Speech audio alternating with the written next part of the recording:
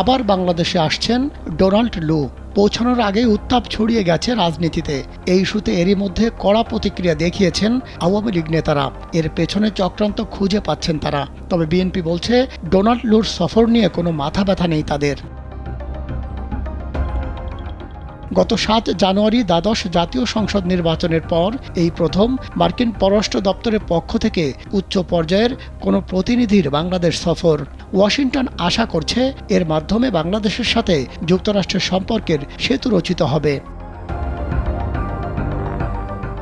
ঢাকার কূটনৈতিক সূত্রগুলো বলছে, যুক্তরাষ্ট্রের দক্ষিণ ও মধ্য এশিয়া বিষয়ক সহকারী পররাষ্ট্রমন্ত্রী ডোনাল্ড লু বাংলাদেশে 2 দিন অবস্থান করবেন। সফরে যুক্তরাষ্ট্রের পররাষ্ট্র দপ্তরের আরোপিত ভিসা নীতি ও র্যাবের উপর থেকে নিষেধাজ্ঞা প্রত্যাহার ইস্যুটি আলোচনায় আনবে ঢাকা। লুর এই সফরকে ঘিরে কয়েকদিন ধরেই আলোচনা চলছে দেশের রাজনৈতিক ও কূটনৈতিক পাড়ায়।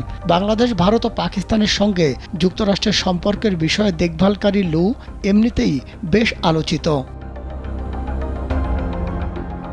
দায়িত্ব পাওয়ার পর 4 বার বাংলাদেশ সফর করেছেন লু।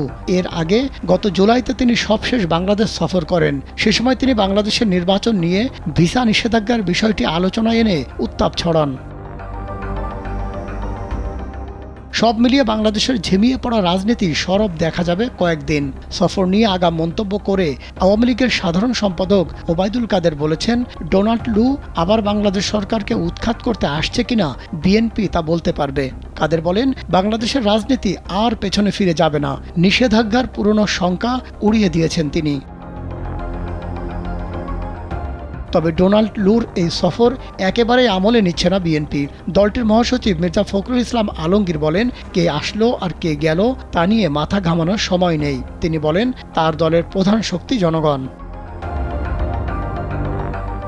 এদিকে পররাষ্ট্রমন্ত্রী ডক্টর হাসান মাহমুদ সাংবাদিকদের বলেন, মার্কিন যুক্তরাষ্ট্রের সঙ্গে বাংলাদেশের সম্পর্ক অত্যন্ত চমৎকার।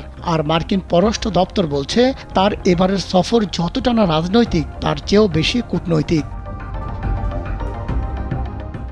মার্কিন পররাষ্ট্র দপ্তরের ওয়েবসাইট গত বৃহস্পতিবার লুর সফরের কথা জানায়। তাতে বলা হয়, 10 থেকে 15 মে ভারত, শ্রীলঙ্কা ও বাংলাদেশ সফর করবেন লু। এর মাধ্যমে দেশগুলোর সঙ্গে যুক্তরাষ্ট্রের সম্পর্ক আরও জোরদার হবে বলে আশা করছে ওয়াশিংটন। মাহমুদ সোহেল, কালবেলা।